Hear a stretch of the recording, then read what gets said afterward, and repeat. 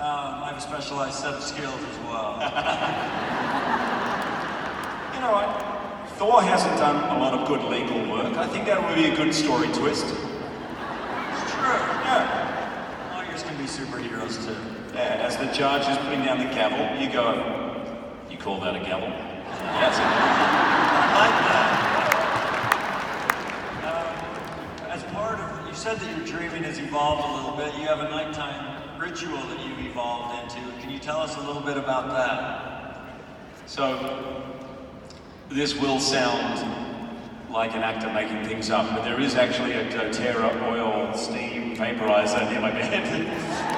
My wife has them everywhere. Yeah, careful. If you have a gift bag with a doTERRA vapor dispenser under your seat, careful, because I could well come and grab it. I'm just saying. There's one right there. Gotcha. J2, got it, okay. But I found the best time to actually invest in that imagination or in dreaming. This could be anything. This can be about your kids, your family, your job, anything. So just before I go to bed, I used to, have the TV on or I read or whatever. In that time before lying down and falling asleep, that's when I feel it's the strongest time. Almost just before you go off to sleep, that dream-like state is the best time to really imagine. When I say imagine, like an actor imagines make-believe, smell it, hear the sounds of the voices around you, picture it clearly, 100%. The clearer the film in your head as you go off to sleep, the more real it will be when it comes true. Would you mind sharing us one of the dreams you have for the next 10 or 20 years? You've accomplished a lot. Is there anything left?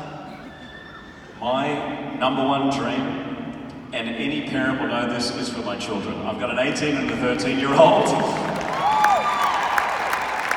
I do have some dreams for myself, of course, but as I lay in bed, I have one who's a senior.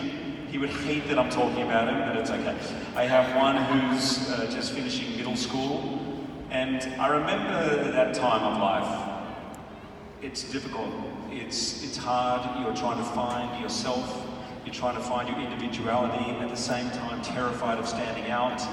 I think that's partly why Greatest Showman connects with kids. The song, This Is Me, be proud of who you are, what makes you different, makes you special. And so, I literally lie in bed and I imagine them.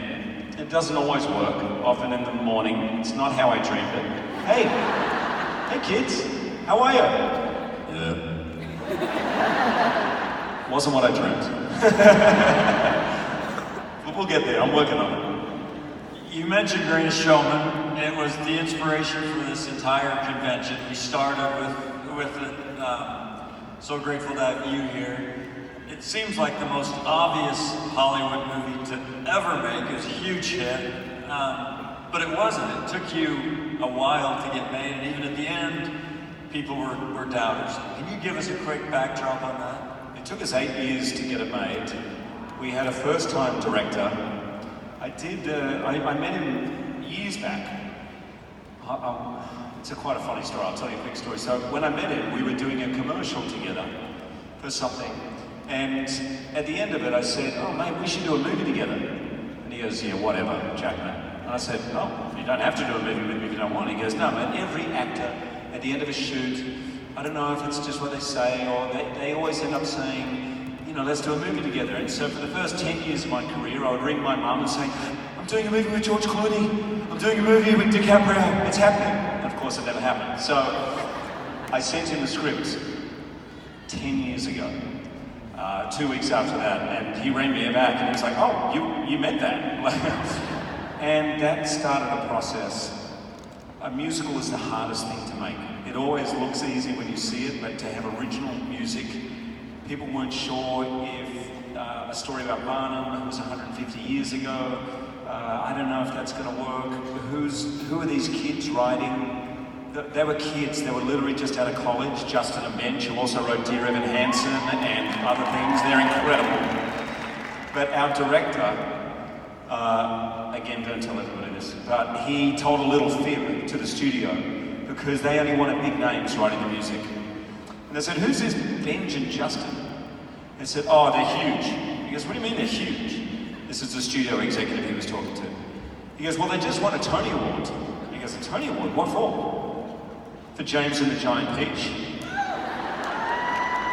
And there's never been a Broadway production of James and the Giant Peach. But they don't know that in Hollywood, so the Hollywood exec went, okay, great, that's great. So when we got our green light for the movie 4 weeks before we started. So we were just going, we were just believing, we were just like, about a year before, and this is my wife again, who is always right. I was saying, I don't know if we're going to get this across the line. I don't know if we're going to get there. I'm worried about this, and I'm worried I don't know if the studio believe in it. I'm worried about this. And she said, stop. You've either got to believe in this fully and make it happen, or you've got to step away. And I was like, oh. So I went to bed, turned on my doTERRA vaporizer, and I started visualizing the movie being a big hit and happening and changing people's lives, particularly kids' lives. And I would imagine that every single day. And, well, the rest is history, so.